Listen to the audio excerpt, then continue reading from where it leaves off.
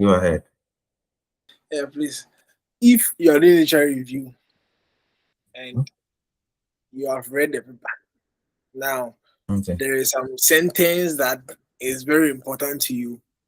However, the paper you are reading has cited a particular paper, Okay. and then you decide to pick the test. Do you give credit to the paper you are reading, or you just maintain the citation there? Uh, so give me an example. I think example will be better. So that I get a better understanding of what you are trying to communicate. Like what? Can you give an example? Emmanuel, did you get my question? Yes, please. I get your question. So Yeah, let's so say give I'm an reading. example. Okay, I'm reading the paper, and then with the paper, Sharon is the author, and then Okay. Sharon, the paper mentioned that blockchain is an emerging technology that is essential for maybe construction procurement due to its centralized system. Now, Okay. the paper after that sentence, Sharon has cited maybe Akomea-Frimpong 2025. Okay. And I'm also working on blockchain. I saw that statement. That statement is important to me. When I pick that Great. statement, should I cite Sharon or I should maintain the reference that Sharon put there? Two things. Let me answer you by saying two things. Two things in the sense that some of the statements are, I will use the word original. Some things you have to refer to the original authors, and some things you have to cite the most recent one. An example, if you are dealing with theories, any theory, let's say the theory of plant behavior, I'm just giving an example, or a model, certain model, or like even what I taught you guys, the Prisma model, or t-test, or any of these models which are popular in research. You can't cite someone who referred to the original authors. You have to refer to the original authors. So if you are doing something like fuzzy, that's why if you check my papers, the fuzzy papers I've published in the past, I made mention of, is it Loche or something? I mean, the originator of the fuzzy logic. You have to refer to the original authors. But if you are dealing with something like the blockchain that you mentioned, that like a lot of researchers have said so many things, people have different ideas and different views, and maybe Sharon has also done a study and Sharon cited some people and blah blah blah. That's one. You have to rather cite Sharon, the most recent author on it, because one, Sharon is not authority.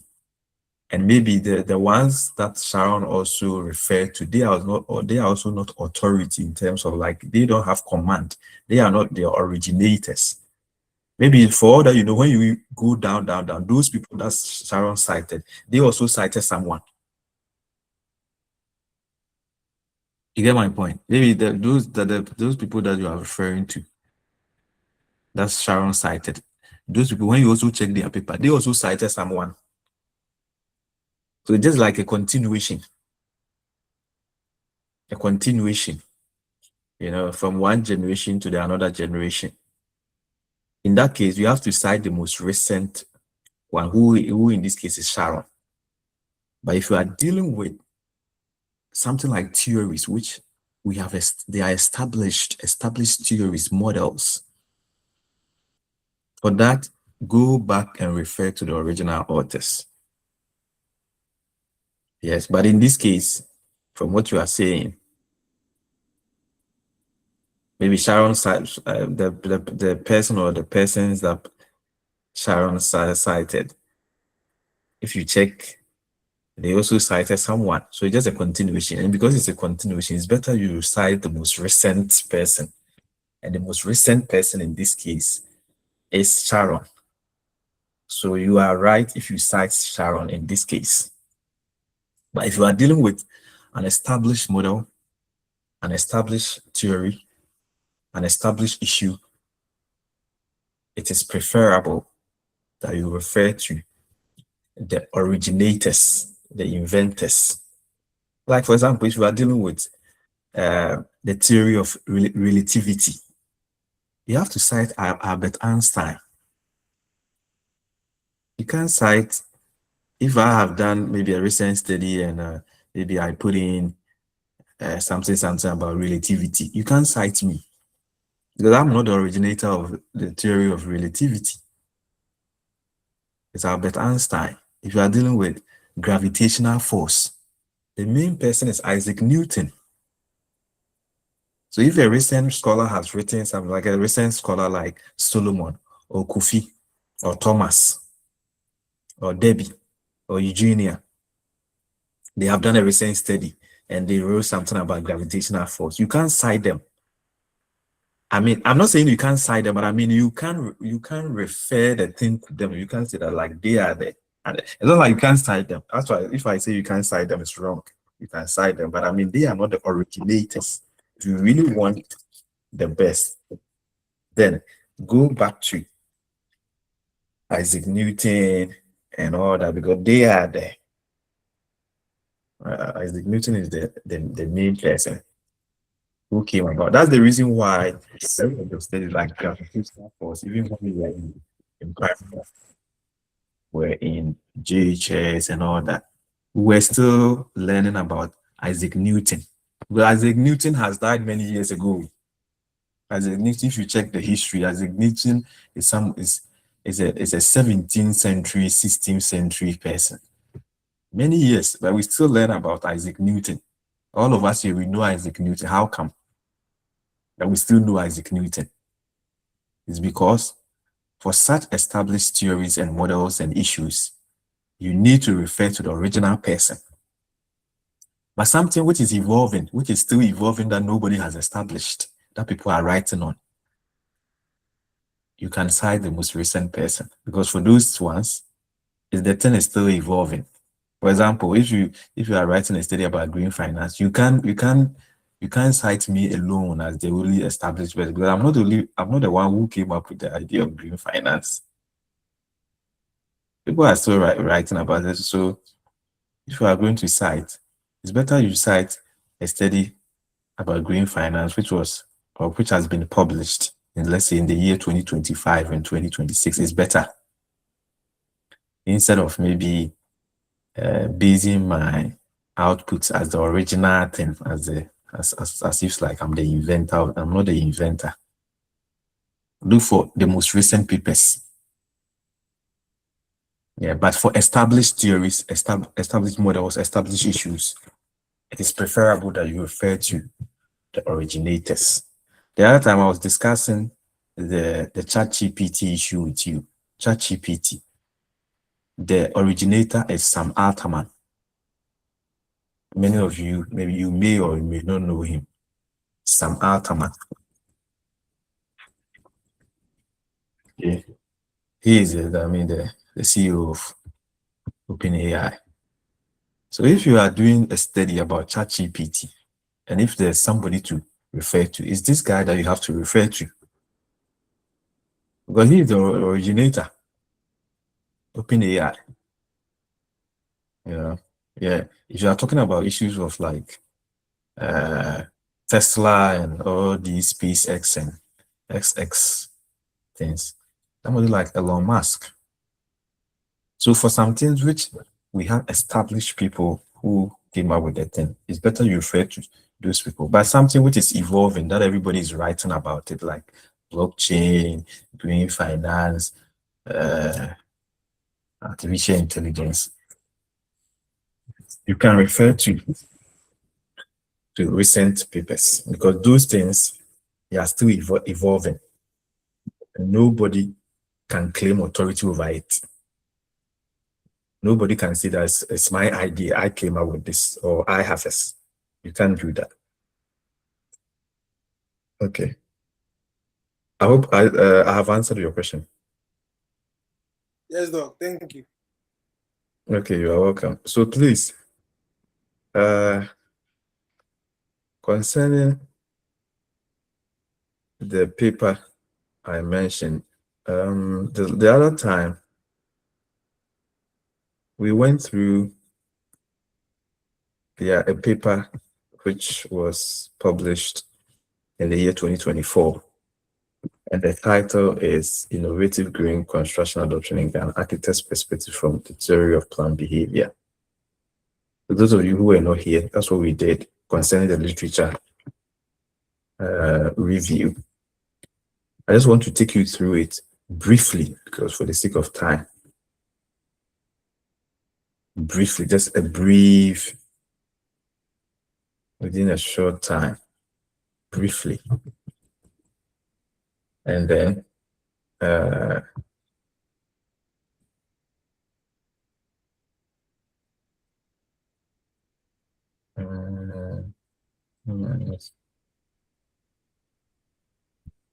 okay, just a minute. I'll give you the sign that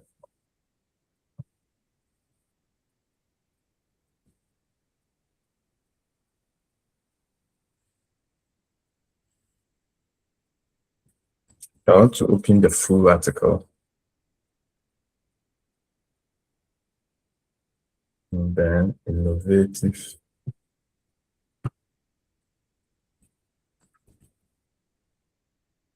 Is it? I don't know. You can't see your screen, you know. Oh, you can't see my screen. Oh, I'm sorry. Just give me a minute. I'm just trying to get the article first. And then I share. Oh, so all these are some Ataman and all that I showed you didn't see.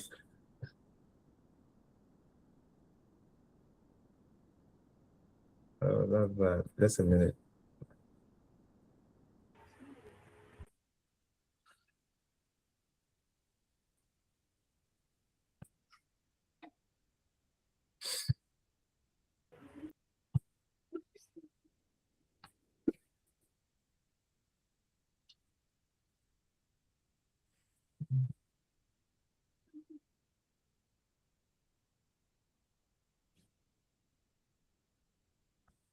Can you see my screen now?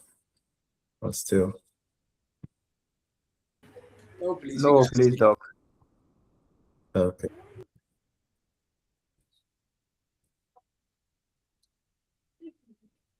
Okay, so this is the guy I was talking about, Sam Altman. The one who came up with the chat GPT. This is the guy I was talking about. Yeah. Good. Okay, so let's look at the paper. So this is paper. And it's called Innovative Green Finance, Innovative Green Construction Adoption in Ghana. As I mentioned the other time, it's always good that you pick papers from different fields. You can get similar papers in finance. You can get similar papers in even in hospitality, tourism, fashion. So always a good idea to get papers from different fields to support your work. Okay, so this is the paper that I showed last time. And I took, those of you who were here, I took you through that. So one, if you want to write a good literature review, I mentioned that one, present the key items, the key issues in your work. Write something about it. So here the key items, the key issues were green innovation and green construction innovations. Where do you get this idea from? You can look at the topic. Innovative green something. And I made mention that these key issues also form what we call your key concepts. Your key concepts. What are the key concepts? relating to your work. That's one. You present that. And then if there are other issues that you want to add, here they went ahead to talk about the roles of architects. Now you design what we call a conceptual framework. The conceptual framework, this is the theoretical framework, but I'll come to talk about it. The conceptual frameworks is simply the connection of your concepts. As the name connotes, conceptual framework, connecting your concepts. So if one of your concepts is green innovation, and another one is green finance, another one is artificial intelligence, another one is nature-based solutions, you can link them. How do they relate? Like, what is the relationship between them? So when you connect your concepts together, you get what we call conceptual framework. And then we also have theoretical framework. What is the difference? The difference is that normally the theoretical framework, we pick the constructs or the concepts from an established theory. Unlike the conceptual framework, where the concepts we take them from anywhere based on your topic and based on what you are researching into.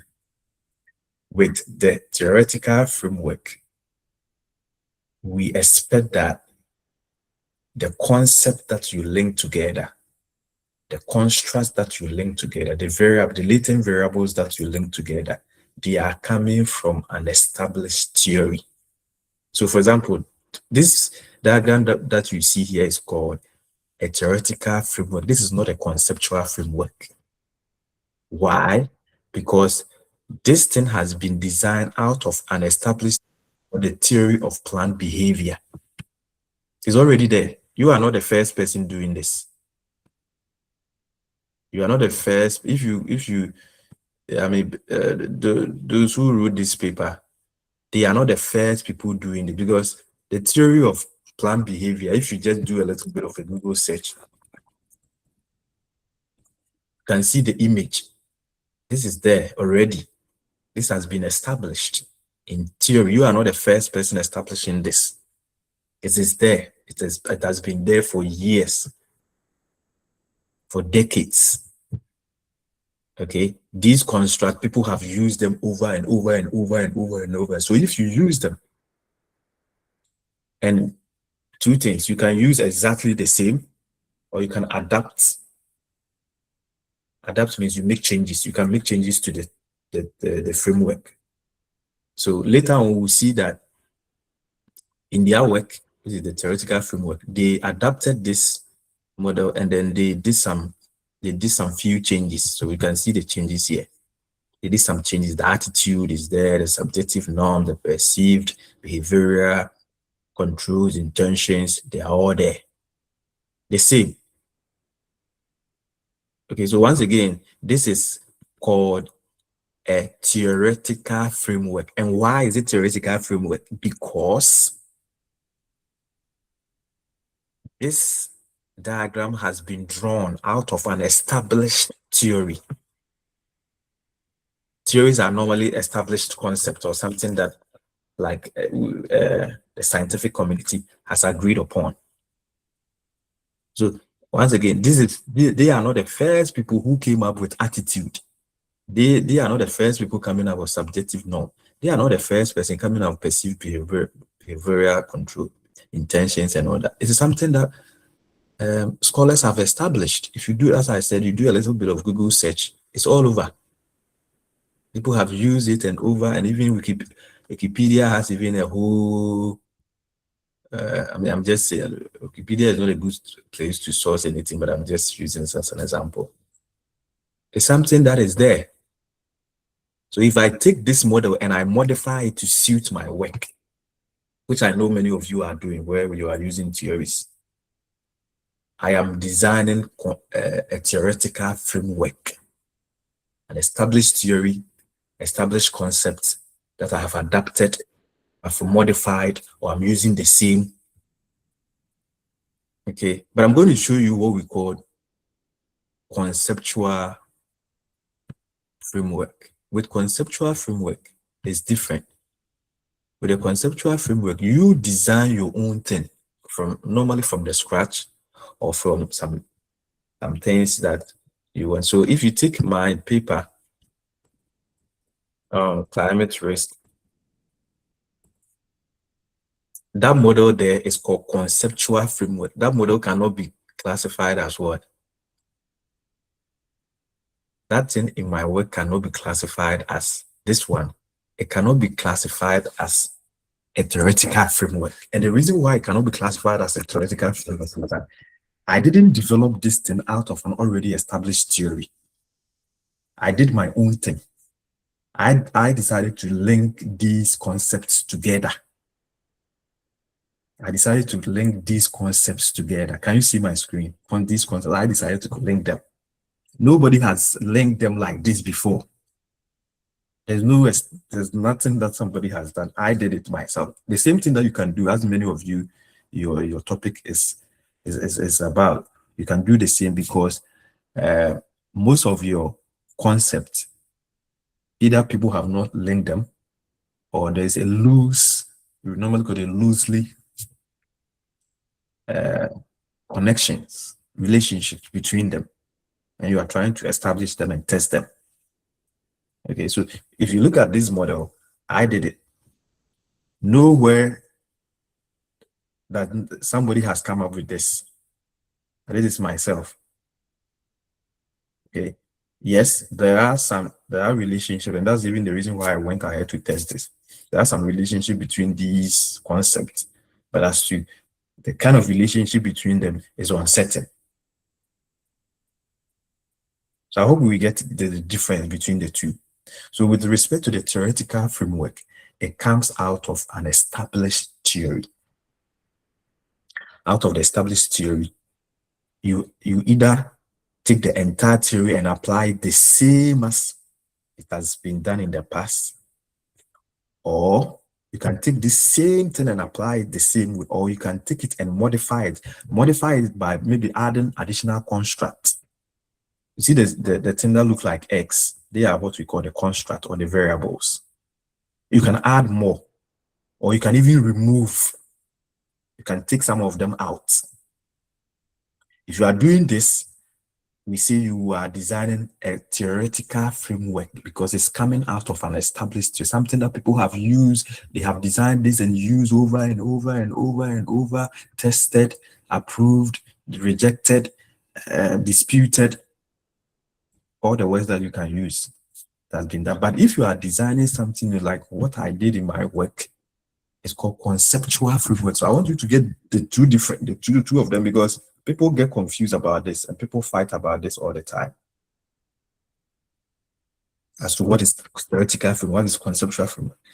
Even though I must also say that these two terms are also used interchangeably in research. So also don't get confused, because sometimes somebody will put conceptual framework there, but when you check, it's like the person has done something like theoretical framework. So they are used interchangeably, but I decided to just give you the difference between the two so that you get it. Okay, so once again, with a theoretical framework, normally there are some theories that you need to talk about. So in this case, for example, they use the theory of planned behavior. So when you go down, the theory of planned behavior has been explained. But the another important thing is that it's not just about applying the theory, but it's about whether that theory is important to your work. And how do you make it important to your work? When you are explaining it, you have to relate to your work. So to me, my advice to you is that before you apply any theory to your work, first check whether it has something to do with what you are doing. Because some theories don't work with your work, or some theories are not going to work with your work. If you check and check and check and you are not getting theories to explain, to back, to underpin your work, I will suggest that you go the conceptual framework way, because the conceptual framework is more like flexible, open. You are not restricted into a box. You get that thing. So that's open, that's okay. But the theoretical framework, if you decide to use theoretical framework, you have to use exactly what has been done in the past in terms of the construct. Okay, so please get the difference. Any question here? The difference between the two. Okay, so whether you do conceptual framework or you come up with theoretical framework, at the end of the day, there's something that you need to put out. The output is called hypothesis. And because we are all, in this case, we are writing a quantitative studies, a quantitative study,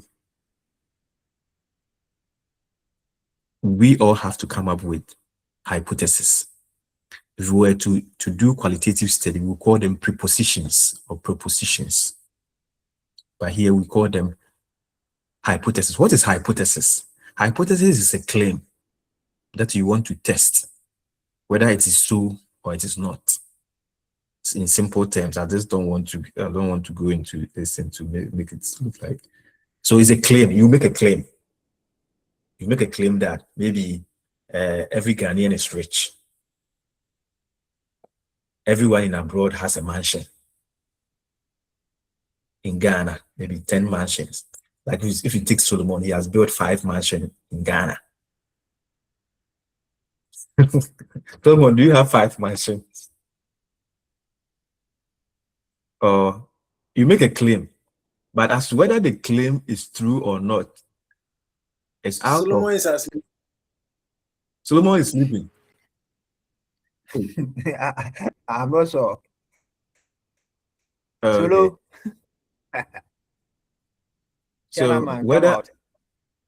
whether the claim that you make, whether the claim is so or not, it will be proven by the results. Like when you run the data, that's where you know whether the claim it is so or it is not, and that's where you reject or accept the claim.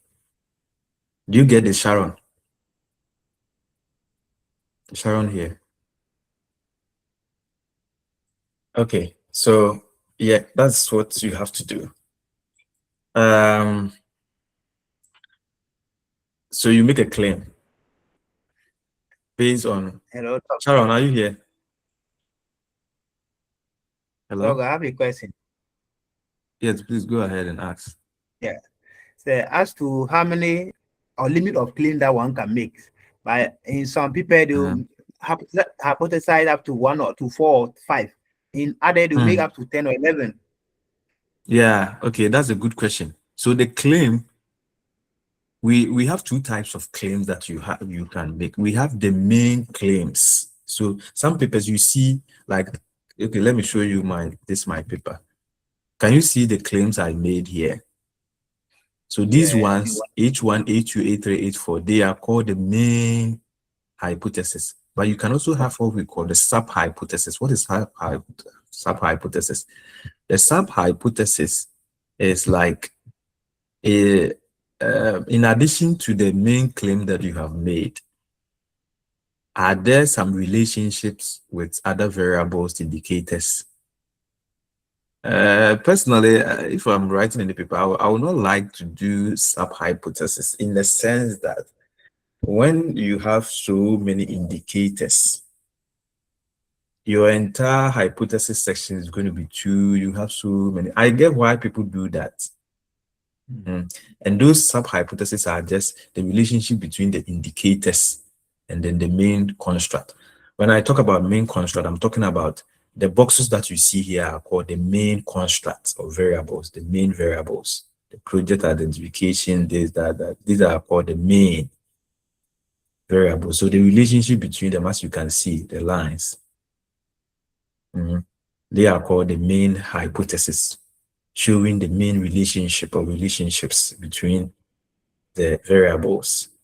But beyond this, I can also come up with what we call the sub-hypothesis. And the sub-hypothesis, it will show the relationship between these main constructs and their indicators. We will come there when we get into the methodology section. the main indicator. I know, I understand why people do that, because sometimes the indicators are not many and all that. But personally, if I'm doing it, I will not go ahead to put down the sample hypothesis. Yeah. Solomon, are you here? Or he's asleep? Somebody should wake him.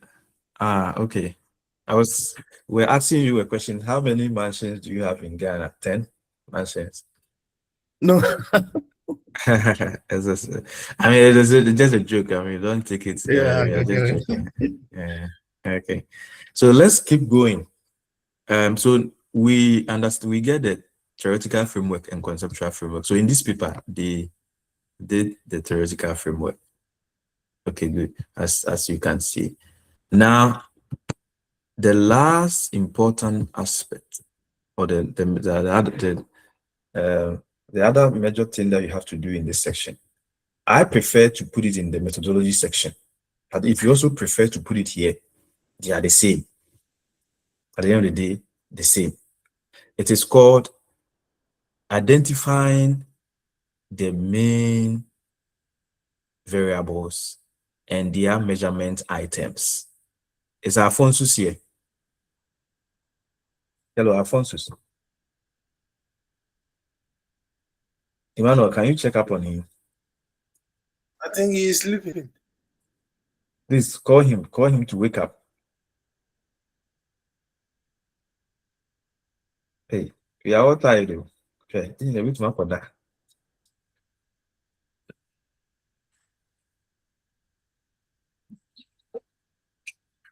Get him to get up, please. We'll be closing soon. Everybody will go and sleep. Okay, so the other thing that you have to do is to come up with the measurement items. And this part, I want everybody to pay attention, because as I said, either you put it here in the literature review, or you put it in the methodology. Anywhere you put it is acceptable. But personally, I prefer to put it in the methodology section. But if you also put it here, it's also good. To me, I will say that as part of what we are writing currently, I would suggest you rather put it here, because many of you are new to this type of research.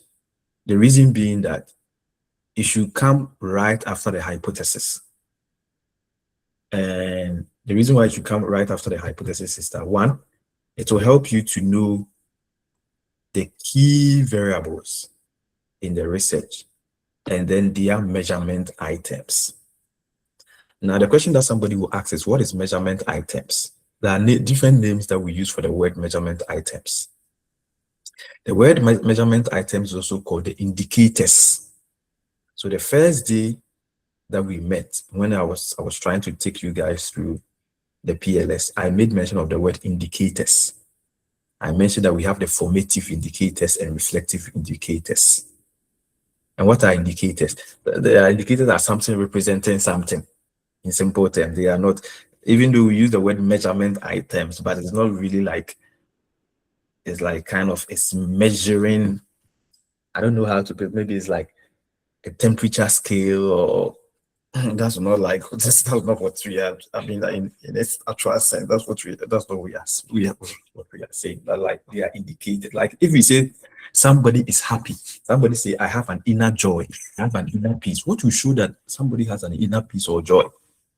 What will show? Because you are not inside the person, so how do you know that the person is happy? One of them is that the person will start smiling. Maybe the person will start jumping around. Maybe the person will, like, the person will be involved in something. So these are the indicators. These are the things that we can base on to measure that the person is happy. And if somebody is sad, what are the indicators? What we show? Is Sharon here? Sharon, are you following? If someone is sad, what shows that I'm sad? Or what will show that the person is sad? One of them could be that the person is what? The person is crying. the person will refuse to eat, the person will just lock himself or herself in a room. These are the indicators. These are the things that show that the person is sad. So we call those things that help us to know the hidden thing, or what we call the unobserved items. The unobserved items are called the latent variables. The latent variables are the main construct, the key issues. The things that will help us to know that these things exist, they are called the measurement items. Okay, so let me give you an example here. So if you take something like knowledge, they gave 4 indicators for knowledge, and I want everybody to do it. So based on your model, and I want everybody to draw your model too. I'll try and help so that we get there. They measure the knowledge with 4 indicators of measurement items. One of them is that I'm confident in the practice of IGC, as I'm very knowledgeable of its concepts and components. I'm very familiar with the cause of this. These are the things that they use to measure knowledge. When you come to behavioral belief, they use 3. Normative belief, they use 2. Okay, so these 2 indicators measure, indicate, represent. So the same. I hope we are all getting it with the measurement items. So when you hear the word measurement, it's not like we are talking about some kind of like a measuring rod or a tape measure. Is Eugene here? Eugene Boache. Oh, he's not. He didn't come today.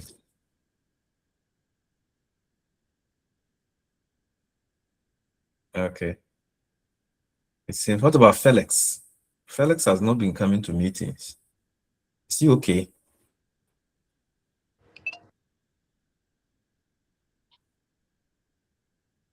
Is Felix okay? Because Felix has been a long time. He doesn't come to meetings. He doesn't submit assignments.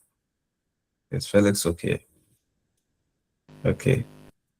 Emmanuel, you need to check up to find out whether he's fine. Together with Samuel Akon too. Yeah. Seth told me he has something to do, so he can't make it today. Okay. So please, are we all okay? Anyone with a question here with a measurement item? So measurement items, we take them out of the model. So based on the model, based on your hypothesis, you also present your measurement. So I want everybody to present a measurement item table like this. In other words, this table shows the latent variables and then the measurement items. And the last aspect is to show the sources. Where did you get this information from? Where did you get this construct from? Where did you get this idea from? You have to show the source or the reference. Okay. All good. Everybody, we are all good. Now let me quickly introduce you to the methodology. Then we end. As I said, I'm not going to teach everything today with respect to the methodology. I'm just going to introduce, and then we go ahead with this. So now we are into methodology. So we are done with the literature review. Methodology. Methodology, what do you write? So in this section, everybody write it down. You start the methodology with what we call the research design. That's the first thing. So I'm also going to say if you are writing this should be 3.1. Research design. Okay. So then the word is research methodology. Put it down. Then the next thing is research design. Now I want to take my time to explain something to you all, because I know many of you are writing your thesis. One thing that many of you are not taking notice of is that whatever I'm teaching here, It's the same thing that you guys are doing in your thesis. And if you are writing a PhD, it's the same thing that you are writing in your PhD. Some of you may not get opportunity for somebody to sit you down to teach you all these things. So even though I'm teaching you how to develop a journal article, but at the same time, it's also, I'm teaching you how to develop your thesis. Okay, so if you are writing a very good thesis, when you start your research methodology, the first thing that you need to talk about is what we call your research philosophy. Research philosophy. So if you are writing an entire thesis, the first section should be about your research philosophy. The word research philosophy is the same as research paradigm. You see the word research paradigm is the same word. Paradigm or philosophy is the same. But others will also call it research position. Now, in academic research, we have different types of research philosophies. Just like life, where we have the socialist, we have the capitalist, we have what? Ghana is what? Mixed economy. Like Ghana is a mixed economy, and then others. The same in research. In research, we have philosophies, we have research positions, we have research paradigms. We have one that we call the positivist philosophy. We have the interpretivist philosophy. We have the constructivism or constructionist philosophy. We have the pragmatist. We have the positive realism. And then we have others. Okay. In trying to explain any of the research philosophy, there are three things that you need to always explain. So once again, please, what I'm doing, I'm teaching you thesis. But in terms of academic paper writing, you don't need to put all these things there, but I'm just teaching you thesis. When you are explaining your philosophy, there are three things that always you need to explain. And when you check all websites or online, the same thing that everybody does. Everyone does. Three things. One, you need to explain the ontology. The ontology of the research philosophy. And then you go ahead to explain what we call the epistemology. And then the last one is axiology. Ontology, epistemology, and axiology. What's the meaning of ontology? What is the meaning of epistemology? And what's the meaning of axiology? So each of them, you have to explain, but I just want to take my time, take it one after the other. Probably we'll end here today. I mean, if I'm all done with this, I'm happy. Then we move on to the data sampling and all that this week. What is the meaning of the first one that I mentioned, the positivist or positivism position? What's the meaning? For the positivist, they have a position that anything in this world should be done with evidence. What we call it. So it's out of that we get empiricalism or empiricals. They believe that, or their position in research is that research should be done with empirical evidence. Like you need to have evidence. So all these people who are into experimentalism, observational research, cross-sectional research, their foundation or their position is positivism. If you are conducting a research, there must be evidence, empirical evidence. The evidence must be factual, not based on feelings, not based on emotions, not based on what you think, but it's about facts. Example, if you take World Bank data, you take IMF data, if you take whether Ghana is poor or rich, whether Africa is poor or rich, we are talking about data. It's not about your feelings. the facts are there. It's about facts. It's not about feelings. It's not about what you think. We are talking about data. So they are called what? The positivists. And almost all natural scientists, I mean, all scientists, I mean, all these people who work in laboratories and all that.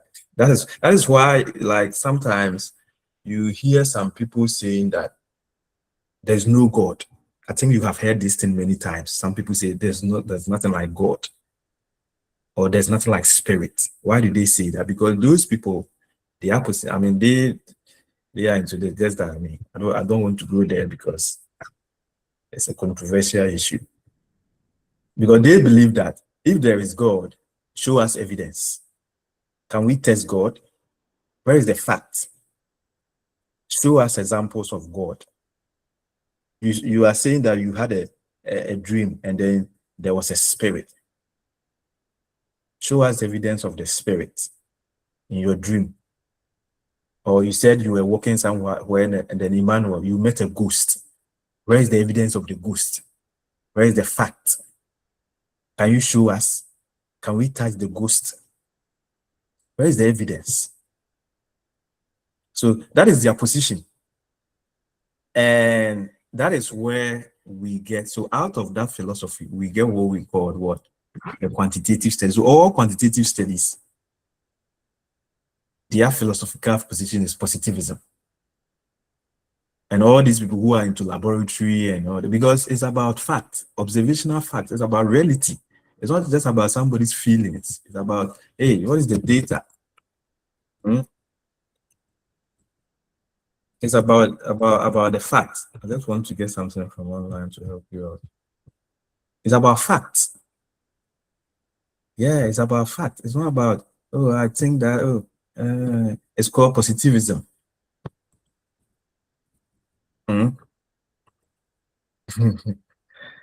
So that's it. It's about objective reality. Yeah. That's the reason why, once again, as I said, people, but sometimes some people who go too much into science and all this, some people say they don't even believe in God and all that. That's where the whole thing comes. That's where the confusion comes from. Because at the end of the day, it's about facts. It's not about tangible facts. Can we touch? Can we see? Can we experience? Can we? Okay, it's called the positivist. That's their ontology, like ontology, epistemology, and axiology. I mean, these are the basic construct. Yeah, so that's it. I believe you all understand this. You get this. So that's where the whole thing comes from. Now we have the second one. The second one is called interpretivist. With the interpretivist, they form the foundation of what we call the qualitative study. For interpretivist, it's about people's feelings, people's emotions, their experiences. Yeah. So reality is not objective. Like we all have subjective. What you think about Ghana, I have a different view about Ghana. You think Ghana is heaven. I think Ghana is hell. You think abroad is heaven. Another person think abroad is hell. You think abroad is like whatever. Somebody also has a different view. We all have different views about life. You know? Maybe you think your school is the best. Another person thinks your school is the worst. So for interpretivists, which form the foundation of qualitative studies, reality is not objective. It consists of multiple subjective realities shaped by individual perception, cultural context, and shared language. We all have different views about life. How you see me and how I see you, different. You have a certain mindset about me, maybe I have a certain mindset about you, I see you different, because of the experiences and all that. So the foundation of qualitative study is interpretivist paradigm. Yeah. I hope we get it. So that's it. And then we have other ones. So when you are presenting your your findings, your study. I don't want to go too much into many other things. Talk about that. So here, they did exactly that. So they said the study adopted a positive position within epistemology philosophical. The position emphasized scientific empirical methods designed to show that, in fact, not influenced by human interpretation or bias. Yes, they are right. Positivism refers to the natural science stance. It entails working with an observable social reality to produce law-like generalizations. Based on the position of positivism, this theory was selected to underpin the study and hypothesis. I wanted them to mention quantitative study, but that's fine, that's okay. I also understand the position of the person who wrote this. And when you go ahead a bit, they mentioned the quantitative method. Yeah. And once you adopt quantitative method, one of the instruments is questionnaire, or you go for purely secondary data, like financial and economic data set. That's it. Yeah. So we'll end here based on this. And then the following week, next week, we'll continue with how to get to talk about sampling. So at this point, I'm going to give for the next 8 minutes, if anybody has a question, comment, you are free to ask before we go. Any question? Any comment?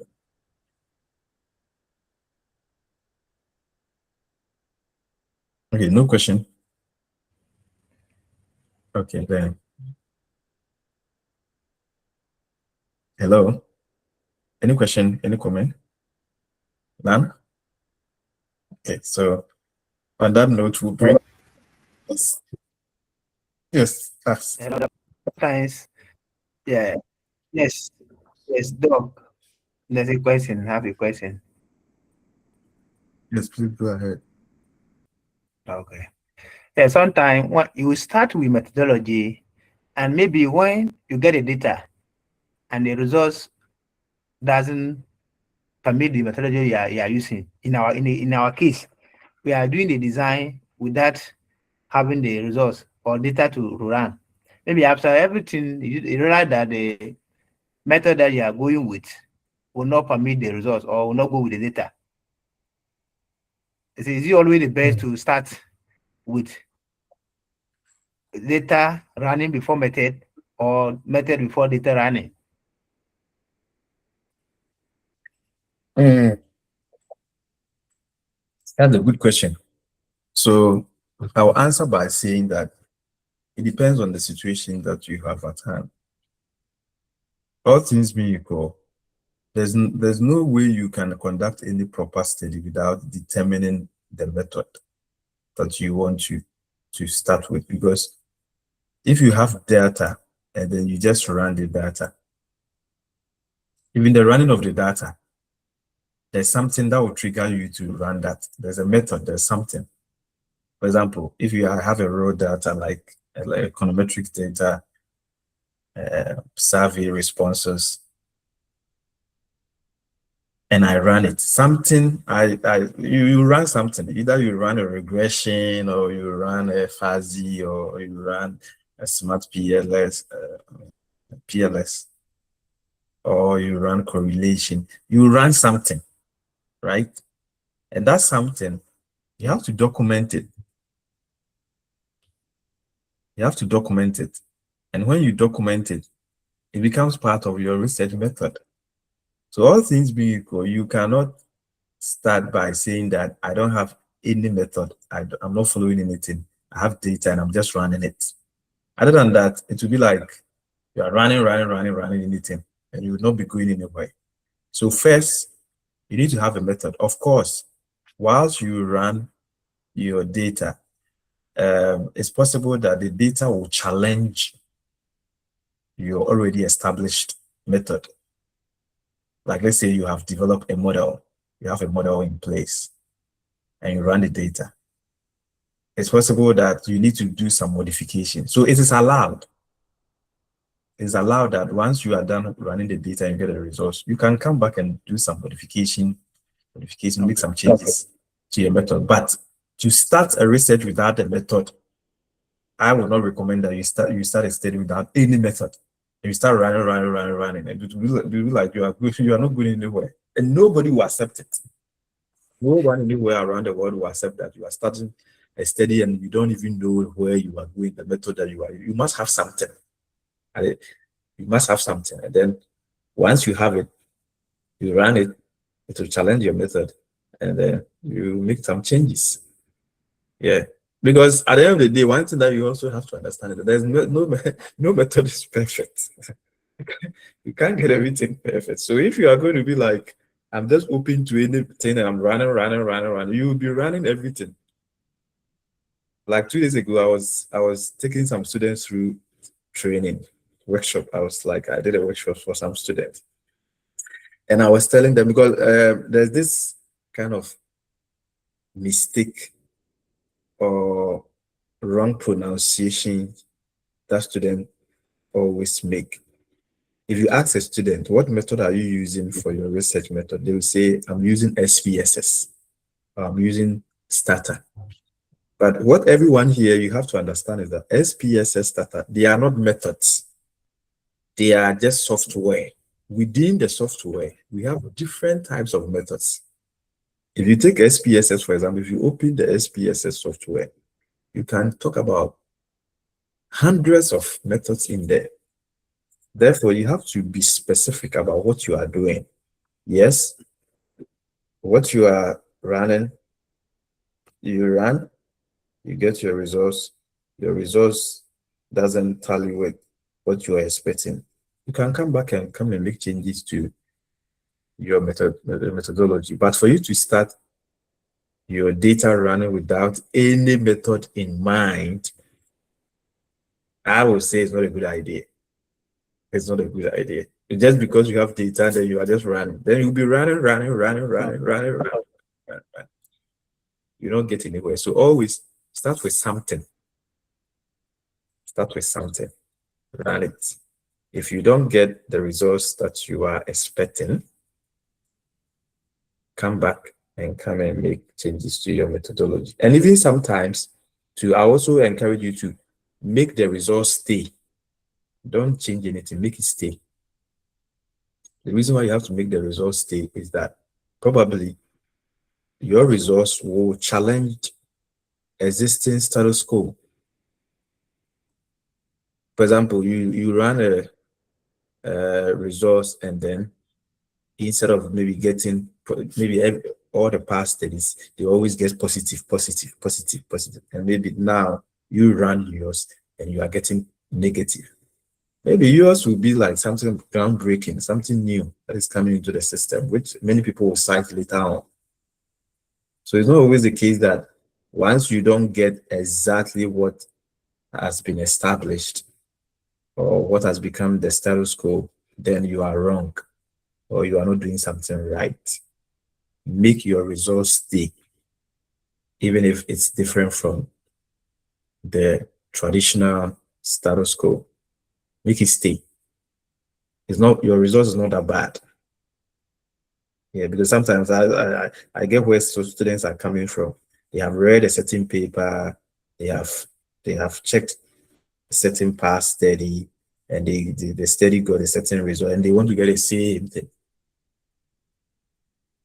And therefore, they want to do all that they can so that they get the same. No, make your results stay, even if it's different from what everyone knows. Probably, as I said, yours will be something new that future researchers will refer to. Okay, thank you. Any other comment? Any question? Okay, Eugenia. Is Eugenia here? How are you? Do you have a question? Yeah. Oh, you have a question. Please, if you have a question, ask. Please, I'm here. Yeah, do you have a question? No, please. Okay, good. Is there anyone who has a question? Eugenia, can you check up on this guy? What's the name? King. He has not been Yes, attending I meetings. spoke to him earlier on. Yeah. What did he Yeah, say? he said his lights are out, so he can't join the meeting. Okay. I'm told Yeah, the that's doomsday fine. thing has come back again. Is that the case? No, I think it's raining and they had to take the lights off. Yeah, no, likely most of the areas, most regions are struggling with that. With the doomsday? It I has thought it was a appeared thing once. of the past. It has I thought resurfaced it's a gone. bit. Okay. Anyway. Okay, so please, if nobody has a comment, now the next thing to do is, as I always say, please write. It's better to document.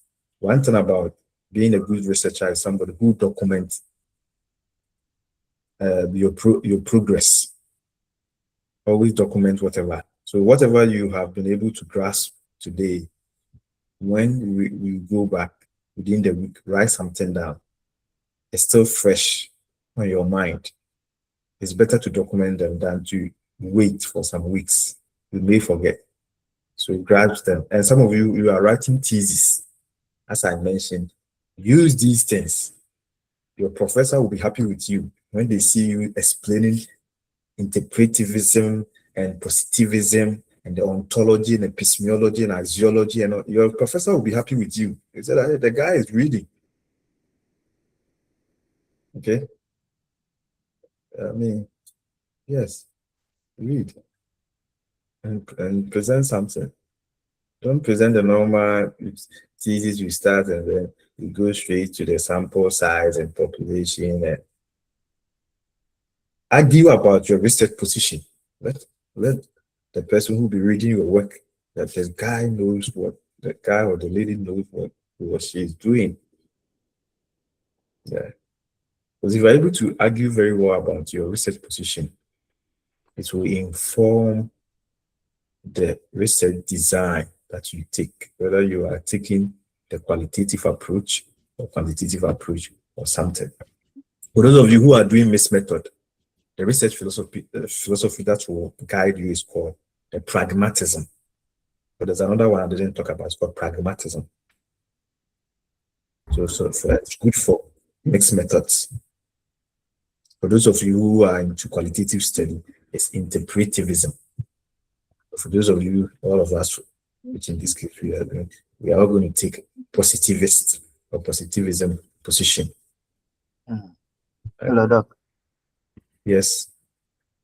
Please, my network drop. Can you please summarize the place where you made mention of the methodology about the strata and the SPSS?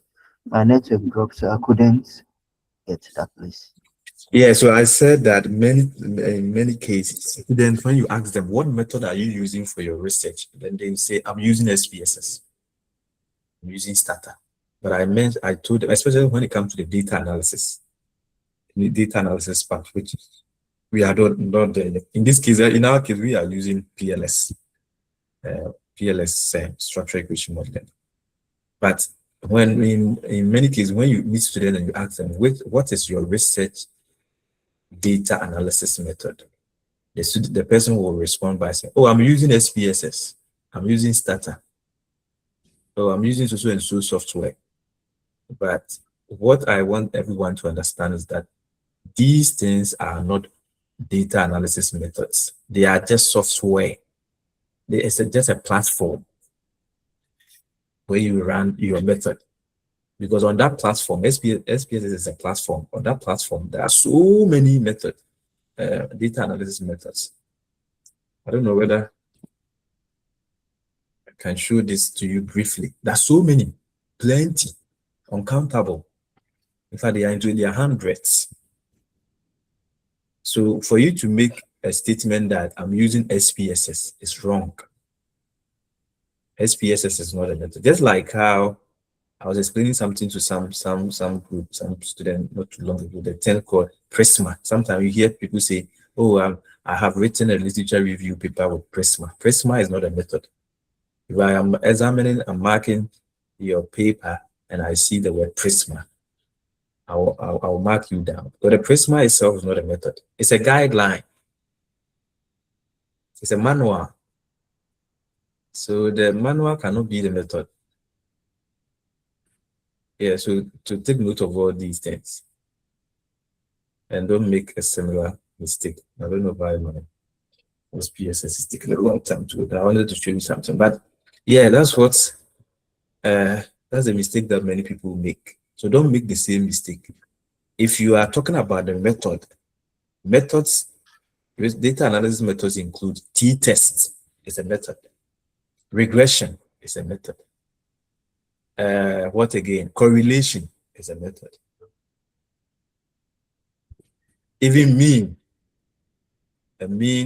analysis or mean scores. ANOVA is a method. That is what we call the data analysis method. But if you made mention of, I'm using SPSS. SPSS is not a method. SPSS is a platform. On that platform, you can run all these methods I've mentioned: ANOVA, ANCOVA, MANOVA, t-test, and all that. Yeah, it's a platform. So it's not a method. So take note, don't mention it anywhere that I'm using SPSS. No, it's wrong. If somebody rather asks you what, oh no, what's this? What software are you using? That's a different question. If somebody asks you what software, that one is a different, what platform is a different question. What platform are you using is a different question. Or what software, then you can go ahead to mention SPSS. So this is what I said. So look at SPSS here. These are the analysis methods. Look at the many. All these are analysis methods. So many, plenty.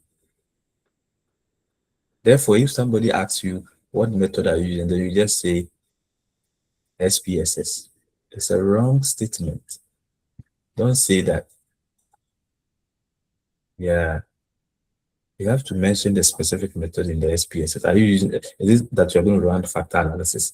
Is it that you're going to run regression? Even the regression, you have types of regression. You have probit, audit, ordinal, binary, but that's so many.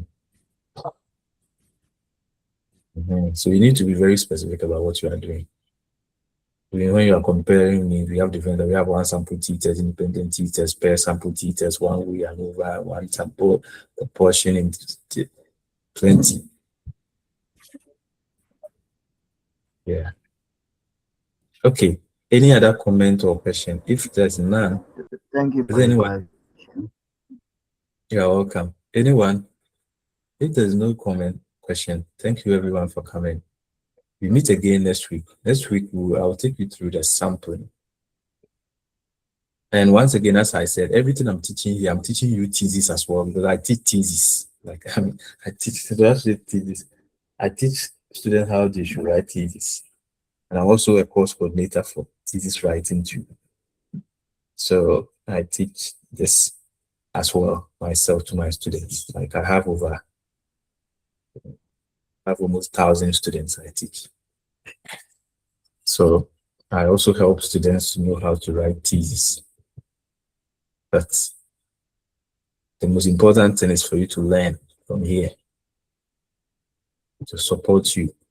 So whilst we are going through this journal article writing, I'm also teaching you thesis as well. So if you pay attention very well, you get the two at the same time. And I know many of you are writing your thesis, and your professors, they will not get time to be teaching you all these things. No professor will get time to sit you down to be teaching you what is population, what is research design, what is sampling, what is this, what is that. You have to go and learn it yourself. So this is a platform where I'm teaching you all these things for free. And some of you should consider paying me.